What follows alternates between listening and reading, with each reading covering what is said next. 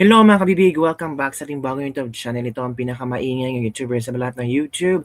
Ako si Kabibig, maglabag-labag na tang with evidence. Totoo kaya ang chika mga kabibig na ang pinakamalaking rason ni Senator Mig Zubiri na ayaw yang pumanig sa majority block ay di umano may galit siya kay Senator Alan Peter Cayetano. Uy! Ano ba naman yan? Bakit siya galit kay Senator Alan Peter Cayetano? No? So kahit alam mo na mali ang sinisalihan mong block, talagang panindigan mo, mas unahin mo pa yung galit mo kaysa taong bayan? Mas uunahin mo pa yung insecurities kumpara sa kung ano ay pinaglalaban sa majority block? Kahit gigil na gigil ka at gusto mo nang mag-majority block, parang tinatawag ka ng inyong pride dahil daw di umano may galit si Senator Mig Zubiri kay Senator Alan Peter Cayetano at hindi niya kayang lunukin ang kanyang pride at mapabilang sa majority block na kung saan ang leader ay si Senator Alan Peter Cayetano. Ito ang chismis kabibig. Oo. Ang chismis na nabasa ko kanina kasi marami mga chismis. Bakit kaya? Ano kayang rason ni Mig Zubiri? Ito kaya from Kifichu. I think Migs and Alan aren't on good terms. That's why Migs is in minority. Not because he's anti-Duterte. Wow, Migs and Alan, close ko sila, first name, or Migs and Cheese. I cannot remember the drama of this of the Senate. Pero sana Migs can set it aside to work with the majority because after all, Bukidnon is Duterte. Sana he thinks of his responsibilities above and beyond his spot with Alan or Cheese. Oh. Sana he knows he represents his province. And sana he doesn't forget that infamous ignore yung tatay niya ni BBM or ibabalik ko ang drama na yan. Also, Alan, you are already the SP. You can afford to be magnanimous if there really is misunderstanding between the two of you or with the others. You are literally the bigger man. If you really want unity, take a cue from your position and make amends with everyone. An easy alliance, maybe, but an alliance for the country. Migs, napapalibutan ka ng mga traidor. Just be with the majority. Please, the goodwill of the people should be more important to you. Sana maging okay kayo kung di kayo okay. At pag-usapan natin habang kumakain sa isang buffet sana, sama ako. So there's a possibility na totoo ang chismis na sina Migs or Alan, Migs and Cheese, Migs and Alan ay may something brewing tension.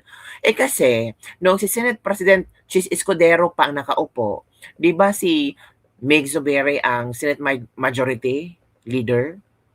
I think so mga kabibig. So parang naramdaman ni Cheese na trinaydor ako or ano ba? Kalimutan ko yung kabibig. Basta baka merong mga misunderstandings at miscommunication lang ang nangyari kabibig. Kaya medyo hindi maganda ang sitwasyon at environment between Mig Zubiri and Alan Peter Cayetano or Mig Zubiri and Cheese Escudero.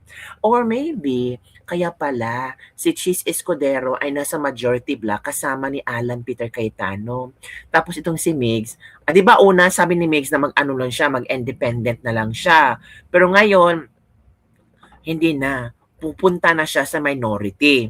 Ito naman si JV Ejercito, sabi niya, mas gusto ko pang mag-independent pero later on, pupunta din na rin sa minority. So it's 13 and 11. 13 majority, 11 minority. Kabibig. So, ito naman ang explanation ni Mig Zubiri kung bakit ayaw niya sa majority block. Uy, may explanation si Mig Zubiri. Ano kaya? Let's schedule it for hearing until we have the permanent members, just to be sure. And we hope to start doing that this afternoon.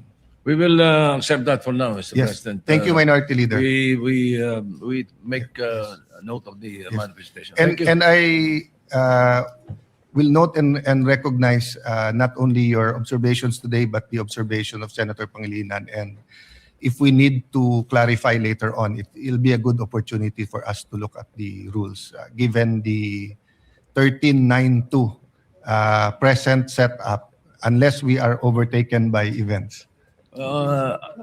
Correction, Mr. President, 1311. Yeah, well, it hasn't been corrected because Senator Subiri and Senator JV said that they are independent, but same with Senator Pia and I, we started out independent, and then Senator Subiri asked us if for the purposes of we can join the majority. So it's their choice if they remain minority or they join the majority, or if you can get 2 more members, then you will be the new majority. Yes, Mr. President. Mr. President, may I? Of course. Former Senate President Dubiri. Thank you very much, Mr. President. I would like to be associated with the minority bloc, Mr. President, if I may. Binatigos nga ako nila, sabi nila na ako yung nag-fence sitting at nag-abstain. Nag-abstain lang ako para have a free hand to vote on which issue that I think is important for the Filipino people. But when it comes to the organization, I would like to associate myself with the minority, Mr. President. Thank you. Thank you, Senator Subiri. Yes. So,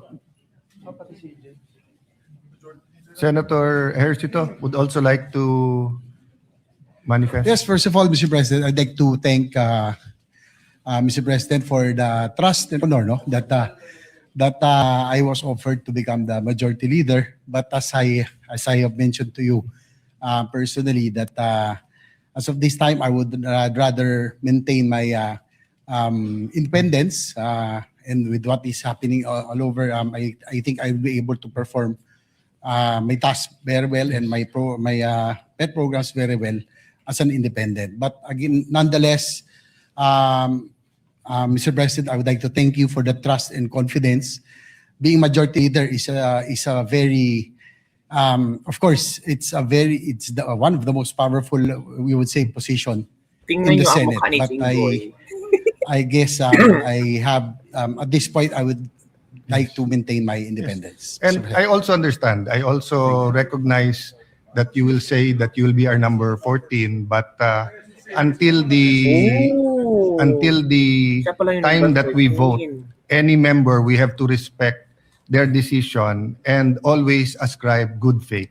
Correct. So we will continue to be good friends despite the political divisions or the nomenclature of who is in the majority or the minority. So for the purposes of today to the future, and unless a change is made, will you be an independent or will you be with the minority? Yes, for now, Mr. President, I'll be with the minority. Oh. But again, I would like to thank you for Yes. that. Mukha ni Jinggoy, and, for the respect. And we will all still be friends, no matter what. Thank you, Mr. Thank you, President. Senator Ejercito. So the Secretariat has that noted, and we can now compute the membership at a 13-11 proportion. So that we do not, we're not accused of any delay. Acting Majority Leader, what's your pleasure Yes, Mr. about the President. articles of Yes, impeachment? yes, that has Mr. been President, just to referred? put on record. So ito kami big ang komento ng ating mga netizen. May mga komento din ng ating mga netizen hinggil dito. Maleta on the moves for Zubiri and JV. Nakakadismaya Senator Migs and Senator JV. Leader pa pala na yan si Itbulaga ng minority. Sen JV, really? I never thought. Haha, nagpapataas lang yan. Anyway, 13 is greater than 11. At least naman, alam ng mga tao kung sino talaga ang 11 na Judas. Wait lang sa tamang panahon. Oy. So ito naman ang statement ni Senator Mig Zubiri. Ang kanyang explanation kung bakit siya nag-minority block. Ay, talaga. Bigyan natin ng pagkakataon si Senator Mig Zubiri sa kanyang explanation. Sabi dito mga kabibig, Zubiri iginiit na natauhan na umano kung kaya't lumipat sa minority block.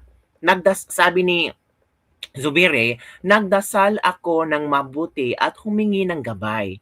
At sinabi ko sarili ko na panahon na upang manindigan para mabago ang nangyayari sa Senado at maibalik ang dignidad nito. So it means ba, Zubiri, yung nangyaring kaguluhan sa Senado, wala yung dignidad, drama. So naniwala si Zubiri nga it's all stage. Aniwala si Zubiri na gawa-gawa yun ng majority black.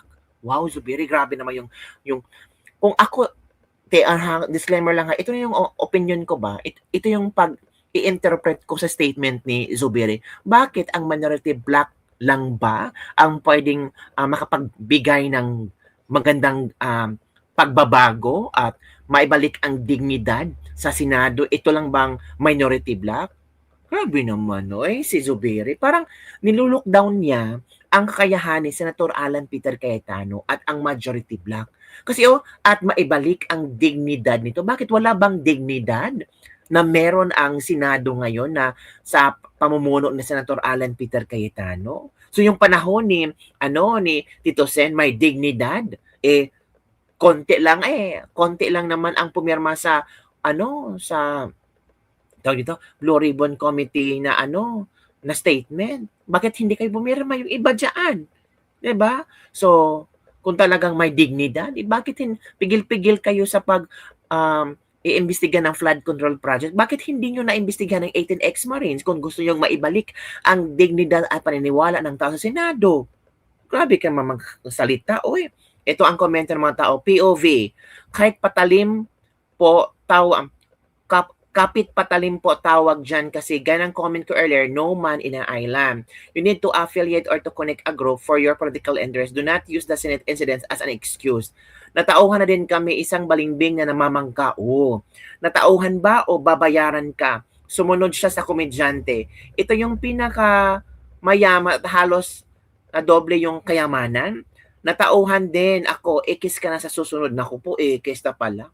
Natauhan na may maleta pala siya. Natauhan dahil sa maleta. Baka nabigyan ng maleta. Ano ba itong maleta? Maleta na to. Kaya nga mas dapat talaga maimbestiga ng 18 ex-Marine patungkol ito sa mga maleta.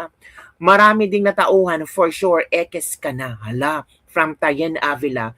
Dumating bigla ang sign kaya nagbago ang isip. Magkano kaya? From San Diego Carlos. Asahan mo sa 2028 matatauhan din kami. Hanako po. Spirit ng maleta, Migs. Okay, buti nagpakita or nagpakilala ka ng maaga. Hala ka. Balingbing jud ka. Nako po.